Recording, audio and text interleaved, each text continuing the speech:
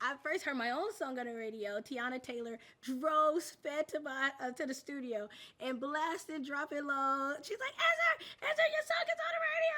And then the biggest song was Rude Boy, and I sat there on the YouTube and watched Rude Boy video, and that was the first time I seen like, what is happening? The first time I heard my song on the radio was I was working at a restaurant, and I knew I had this song coming out, and I was just trying to keep it together until, you know, I might get paid on the song, you know, a year later. But I was in the kitchen at the restaurant, and the cooks had the radio on, and my song came on, and I didn't tell anybody because first of all, I was 10 years older than everybody working there at the time, and I just didn't want to draw any attention. I also didn't think anybody would believe me. But I did have that moment of where it felt like God whispered to me, like, everything's going to be okay. At that point, I had lost my house. You are a country writer. You it's hear true. me? I mean, that's the truth. I had, you know, just gone through it, and it just felt like hearing it through those speakers, that was enough for me. I didn't need to jump up and down or tell everybody it was my song. I exhaled, I picked up my food and took it to the table.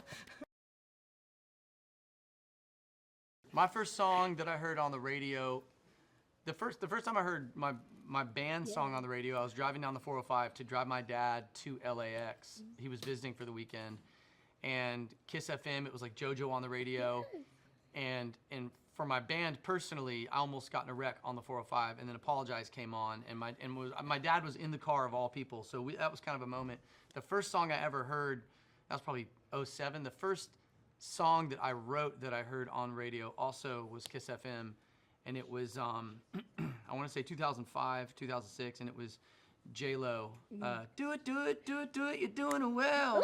Woo! Yeah, with Ludacris and J-Lo. That was my first radio hit. Radio hit. Thank you, J-Lo. Now you All gotta hail have your J-Lo. own show, a song out. All hail Ludacris. What do you mean? Oh, for You me? gotta put your own album out. Well, back in the 90s, I did.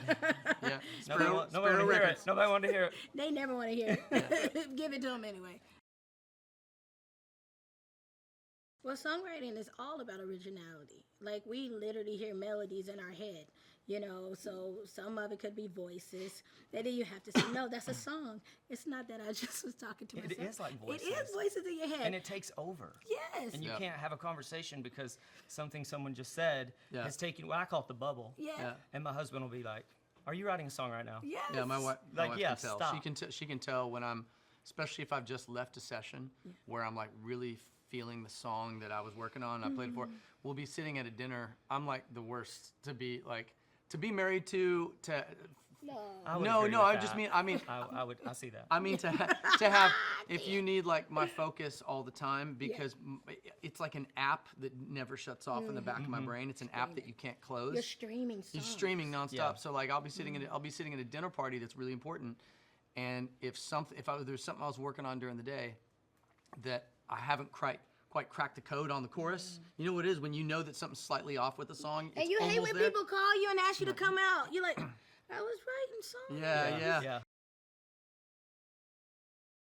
There's gonna be some kid in Oklahoma, right? In Muskogee or Tulsa or Mineral Springs, Texas, and they're gonna be watching the show or sitting up in some cabin on the border of Canada, and they're gonna be watching the show going, if that guy got on this show writing songs, I'm gonna do it. Because all it took is me watching one little thing and seeing somebody going for it and deciding that's it. I'm gonna pack up my car, I'm gonna drive to Nashville, I'm gonna drive to LA, I'm gonna make this happen. So I think this show is going to foster so many more songwriters just going for it. And most importantly, my mama will now know what I actually do.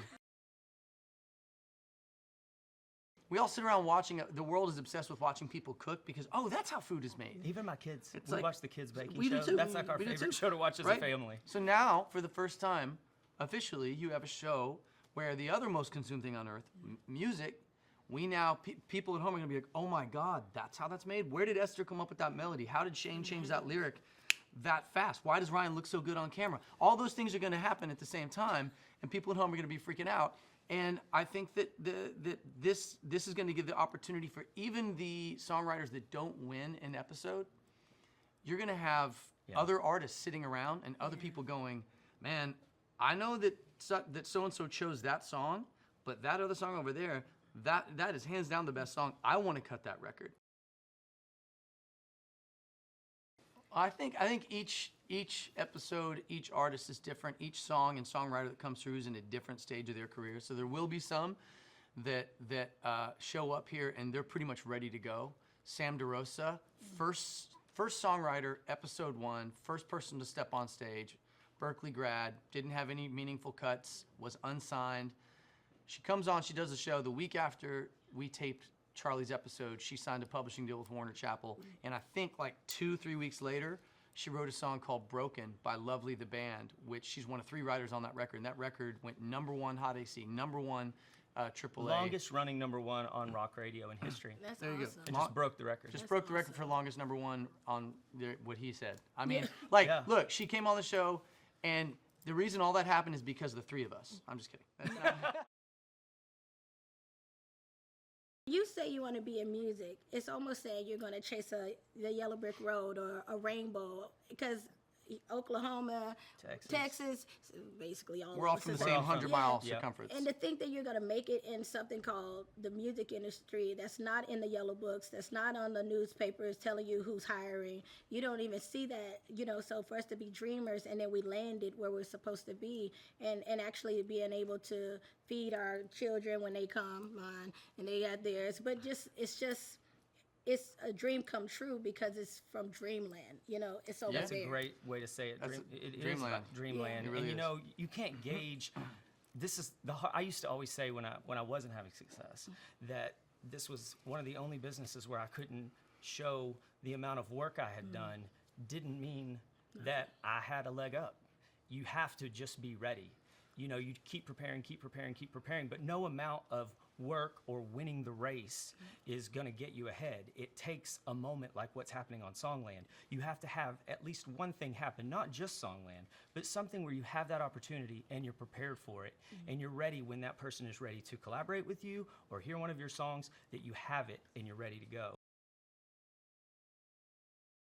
I wanted to be on the show because I knew I would look really great on TV. Yes. And no, the truth is, I, like you guys, I have such a soft spot for songwriters.